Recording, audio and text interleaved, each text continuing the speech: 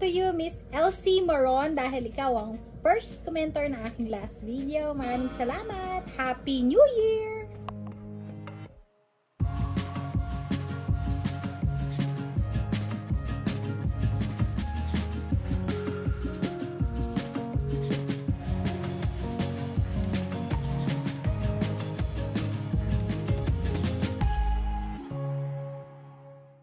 So, kakatapos kasi isa akong client at binigyan niya ako ng bells. So, diba? Dalawa nito. Yan. Kasi, wala na ata siyang time mag-design. So, anyway, yan. Binigyan niya akong dalawang bell. Yun. So, nakakatawa lang na. Yan. So, it's still snowing. Grabe. Pero alam niyo ba, it's 1 degrees outside. Yan, 10 in the morning. So, imagine nyo maghapon kung walang magpala. Kung gaano kalalim tayong mapapa... Oh well. Let's see. Kung... Nag-ayos daw ng bangs. Kakaloka this day. Yeah. So memorable. First day of winter. First day of big snowstorm. It's the shortest daylight of the year. 4 days to Christmas. Oh, and yeah, I got a package to pick up. Almost forget that. So, let's head there. Nakapark ako mismo sa tapat ng post office. Sinuswerte ako today. Dahil sumusunod sa batas ang mga tao ngayon at hindi sila masyado nagbabiyahe. No essential travel for today. Yan. So, I remember last year, meron kwentong pagong. Mga ganitong moment ng panahon, merong magjowa na nagtatago sa original jowa ni Boylet. Ngayon, si Boylet nagpark sa mismong tapat ng post office. So, nakita sila ng original jowa Kels ni Boylet. So, ngayon, taranta mode si Kabitchi. Dahil nakita niya si original ay papalapit towards their vehicle. So, ngayon, taranta mode siya. Nilakpan niya yung pinto. Habang si Boylet nasa labas ng sasakyan, nagte-text dun kay original. Hindi niya alam, paparating na sa kanya. Guess what? Kasi, hinihintay ni Boylet yung in-under niyang pantikels dun sa kanyang jowa Kels. Hindi niya alam, di pa dumarating. Pero take note, ang kwento ni Kabitchi dun sa mga kanyang friendship ay ano ba yon? Parang na ano daw sila, na set up daw, kaya daw sila nahuli ni original kasi sinet up daw sila ni original na pumunta doon. Hindi niya ata naalala or natatandaan na ang liit lang ng taon na to. So anyway, nahuli siya na, uy, wag ka nasa front seat ha, sweet and pretty pa, I heard. Tayo, lalabas na. Ay, ingay ko. So, ay ingay ko daw.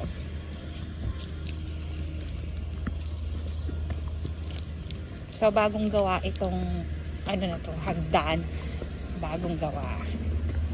Yan. So, kung nasa nakapark si kuya, dyan nahuli yung mag-ek-ek. Check mo natin yung isa. Hindi, isa. Pag main event na tayo. Main event. Ay, maling susi. So, kung padadala nyo man po ako, ayan ang aking box. Ayan. Ayun.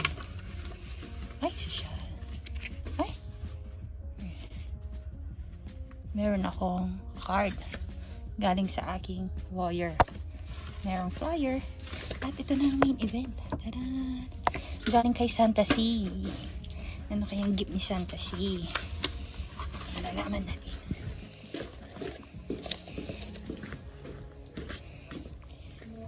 Yan. So, ano kaya ito? Titignan natin. Kasi... Hi! Oh, I didn't recognize you.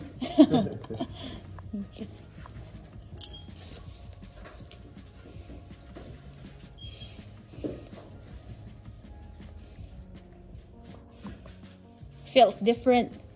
It's kind of quiet. Yeah, all the snow. Yeah. People away, right? Yeah. Crappy driving out there right now. Mm-hmm.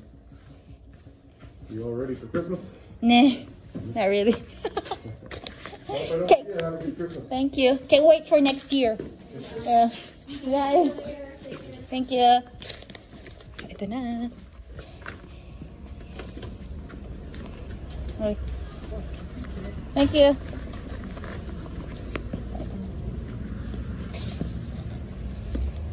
Happy.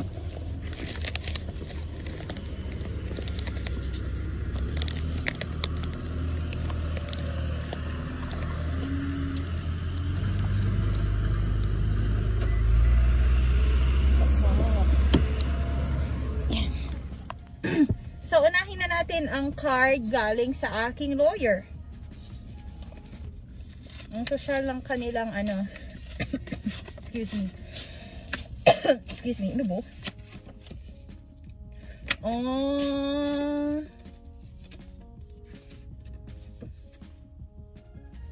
Wishing you a Merry Christmas from all of us, Bridge Law Corporation.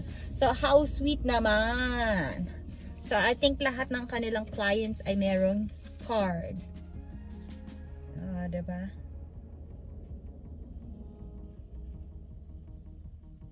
So, sabi, may you have the gift of faith, the blessing of hope, and the peace of His love at Christmas and always. From Eileen, that's my lawyer, Brandy, Carmen, Lexi, Marcia, Mauro, Michael, and Monique. So, siya. So, meron ako mga signatures ng mga prehistiyosong mga tao. Yan. Thank you, Bridge Law, for your card. I got it. Napaka-accommodating po niya na ano. I'm so lucky. And sympathetic. Yan. And on the right term. So, ano kaya itong gift ni... Hi, Santa C! Thank you for your, ano, for another present of mine. You're so sweet talaga. Chucha, no?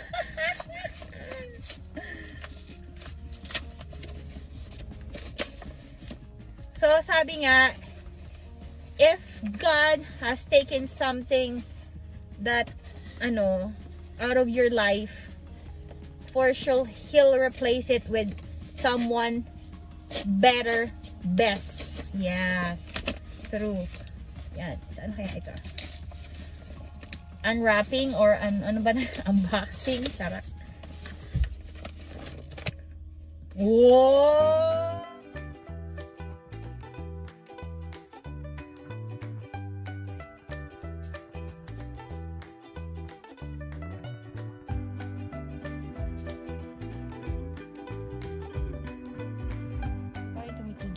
So, yan. Totaling bumaon na talaga yung sapatos ko. Oop, nakaka-slide. So, the second one, nag-slide ako. Grabe, tignan nyo naman. Oh, lumagpas na sa boots ko. See? Oh my gosh. Parang umuulan ng asukal. Charot. Ang ganda. Yan. Okay, sakyan. Ito naman. So. Whoop! Whoop! So, may snow. Ang ganda na. Nabibigatan na siya. Kaya kailangan niya mag-let go. Ng pabigat. So, yeah. Nasira po yung galak ko kahapon kasi habang binibidyo ko yung sakto sa pag-open, saktong paglalabas ko ng package, nag-cut na pala na yung video. So, kung ano yung pinagsasabi ko at yung itsura ko after that, hindi na video. Nakakainis. Nag-full yung memory ko, sabi may, ewan ko ba? Hindi kasi ako teki-teki eh. So anyway, ngayon, itatry ko yung bigay ni Santa C. So, ano ba ang kanyang binigay? So, binigyan niya ako, paano ba pronounce to? Ako ba eh? Kumbaga sa Pinas, ipopronounce mo to as Yves Saint Laurent. Pero hindi ganito ang pronounce nito. Iba. So, ito siya. Lipstick. So, in fairness, siya ang pinakaunang lalaki. As in, nagbigay ng makeup sa akin. So, yan. Siya ay number 99. So, yan ay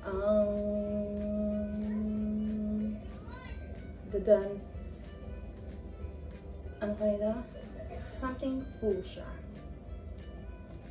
Yan. So, parang nakakapanghinayang gamitin kasi tawag dito, video natin yung untouched tip. Kasi magmamastong din naman.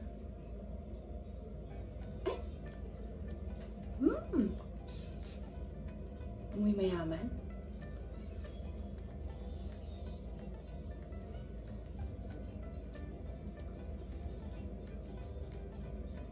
Iba ang texture pag yayamanin yung lipstick. Hindi katulad nung binibili kong tigpa $5. Iba. Ibang iba. Napaka-smooth. Tsaka konting lagay lang.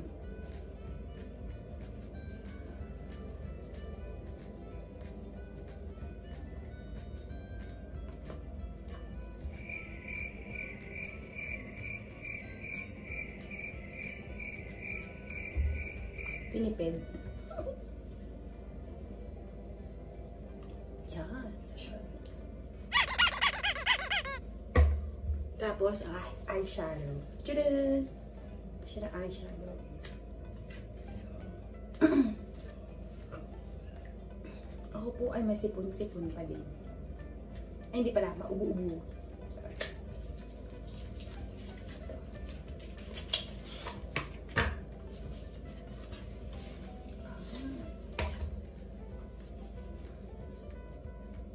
I love you.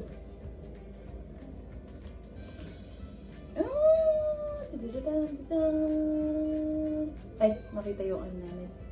Yan. Ay, social yung salamin. Pag makita ko pala yung sarili ko, never ends. Oh. So, paano ba yan? Wala.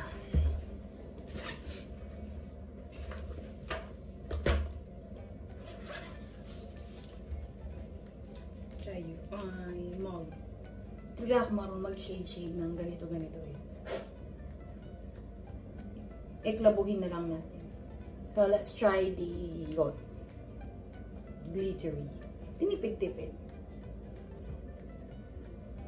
Oy, iba din ang ano. Iba din ang lapat. Kesa dun sa $53 na ano, eyeshadow.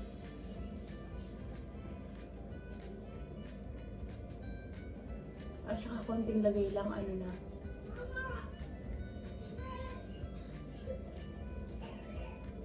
Kulay na kulay na. Yan. Pipilin natin yung lalagay na.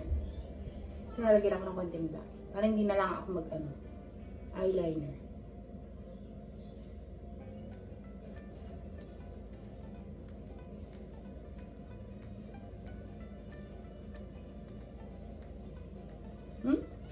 Social. Pwede na yan. Tinipid. O, tapusin ko na din. Eyeliner na din ako sa baba.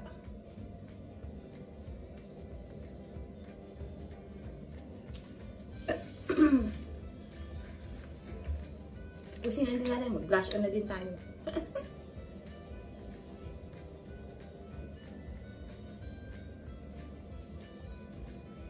After all of this, ito lang naman na makikita dyan yung mata. At least while driving, diba? Makikita yung... Mas ibaba ang bangs.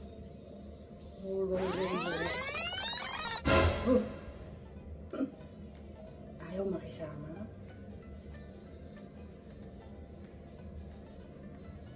Minsan talaga yung buong panira ng moment eh.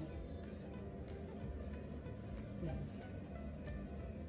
Dadagdag effect tayo. Basain ko kaya. Para sumunod sa galaw.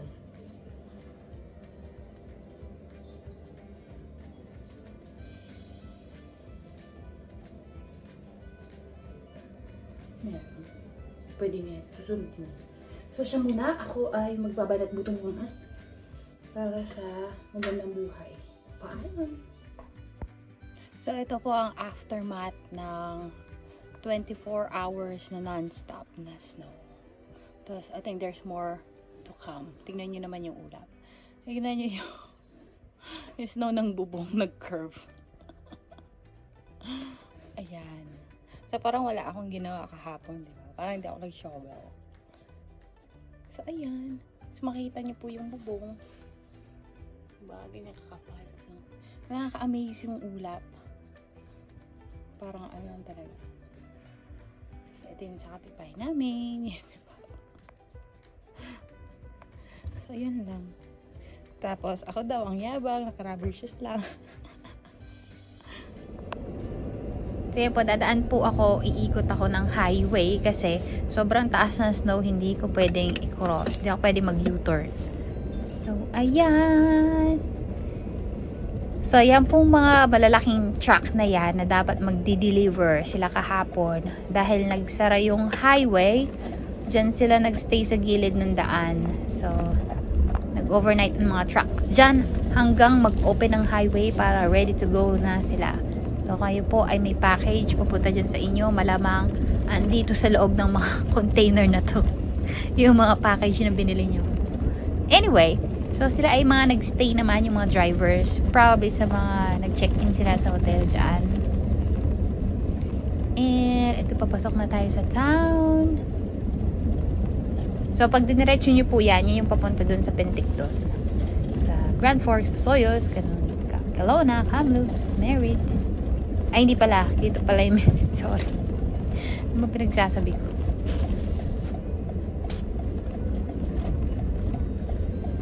Yan. So, entering town of Princeton. So, ang ganda naman tingnan kung titingnan mo lang siya.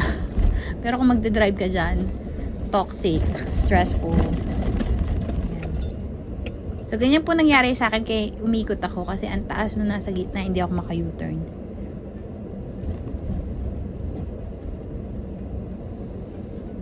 So, dyan po tayo pumunta kahapon sa may brown na building. Sa may right side, dyan po yung post office.